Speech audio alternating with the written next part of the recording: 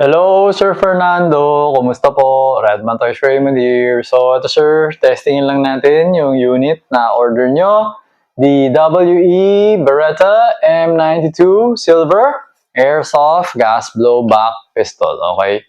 So, ayan sir. This is a full metal Airsoft Gas Blowback Pistol. Lahat ng silver. Tama ba ako? Wait.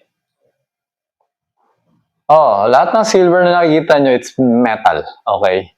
So ano siya, die-cast metal siya. Yung ginagamit sa mga die-cast cars, no? Zinc alloy siya. Okay, hindi siya same sa tunay na barrel, na steel. Okay? So ayan, pero mabigat siya. Okay? Tapos, ito yung magazine. Okay, silver color. Nilagyan natin ng bala. Meron na rin tong gas. Okay? Yun. So, always remember to keep your trigger finger out. Make sure that the muzzle is always pointed at the safe direction. Okay? Yan. So, yan lang. Okay? So, hindi pinapasok yan sa loob. Pati lang yan nasa labas. Kasi mabilis lang yung pasok eh. Yan. Okay? So, ito lang. Pakita ko sa inyo na working naman siya. Although, medyo matigas nga lang tong safety. Ayan. Kailangan dalawa. Okay? Pero huwag mo na gamitin yan kasi nga parang medyo nagpapatawa naman yan.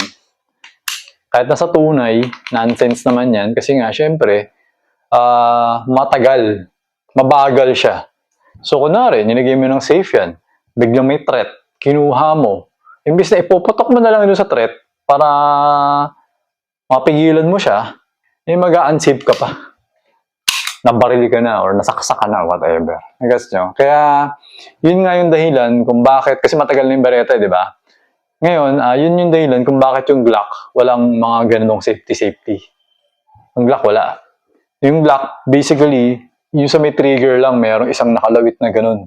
Yun lang yun. So, ibig sabihin, hindi siya ma-accidentally madi-discharge yung barrel. So, parang kaya siya puputok kasi nga, pinasok mo yung daliri mo doon, kinalabit mo yung trigger. Ganun siya. Yun yung mas tama. Yun yung dahilan kung bakit mas prefer ko yung Glock. So, parang mas simple siya, parang basic stuff. Pero, okay din naman ang Beretta, actually. Yun nga lang, hindi na applicable to. Kasi, actually, mayroong bagong labas. Yung mga bagong labas ng Beretta, hindi na nandito yung safe eh. Yung safe, nandito na. Para mabilis siya maabot. Kasi ito mahirap ito maabot ng thumb eh. Yan, kunyari, left-handed ka yan. Mahirap eh. So parang talaga siya manual, talagang mamanualin mo. Hindi siya yung isang kamay lang na nasa safe. Mahirap eh. So yung mga mas bago, pag nakita mo sa website ni Beretta, yung mga latest designs, nandito na yung safe niya. So para mas mabilis. Nilagay niya, pero mas mabilis na. Hindi na siya yung ganito, luma. Okay? So, yun. So, gumagana naman yan. So, testingin na natin. Okay? Wait lang. Okay? Insert, then kasa. Yan yung balaw. Okay, so ito yung chrono. Check natin kung ilan yung power, saka yung blowback. Make sure that the unit is working perfectly before ko siya papadala sa inyo. Okay? Okay, so ito, firing. Alright. 336.3. Okay. 330.8. So, okay yung FPS niya. Okay din yung blowback niya. 331.3.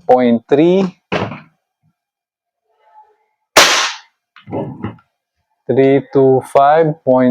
Yan. So always remember to keep your trigger finger out. 327.7. Yan. Okay na yung FPS niya. Okay yung power niya. Okay yung blowback. So ngayon, magte-test lang ako ng accuracy. Kung diretso ba. Teka lang, check ko lang kung may bala pa tayo. Tayong bala. Isang piraso na lang nandito. Tapos yung isang piraso nandun sa chamber. Check lang natin ng... Yan. Para meron tayong 5 shots, no? So ngayon, if you're a newbie, okay, parang hindi naman yata, hindi ko alam. Ganito magkarga, okay, so hawakan mo yung magazine dyan, tapos dito mo hinahawakan yung gas tank, okay? Ako, ganun yung style ko, hindi ako dito naghahawak. Dito ako. Tapos nakaganyan siya. Tapos make sure na i-align mo to, papantay mo to dun sa input bulb. Yan. So, lalagay mo muna sa gitna, tapos bigla mo siyang ididiin. Yun. Okay? So, yan. So, target ko, 2 inches na bilog na karton. O ano na, dinodrawing ko sa karton.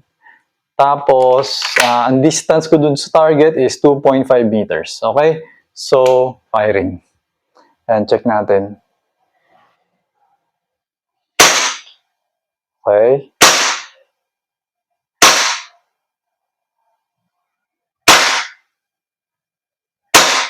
Okay. So, lahat ng hits within the circle. Okay? So, ang ginagawa ko is, di ko alam mo, basta yung alignment is ito, tapos ito yung zero niya. So, ito, nakaganyan. Ito yung parang bullseye. Ganun ako gano. So, lahat naman, nandun naman sa loob. Okay? So, ayun sir, nag-open na yung slide, no? Nag-open na yung slide, nag-lock na siya. So, remove the magazine. Na siyang bala. Okay? So, ngayon, pwede mo to i-press down or pwedeng hilahin mo na lang to. Then, release. Okay, tapos, hammer down. Okay? Para safe na yung barrel.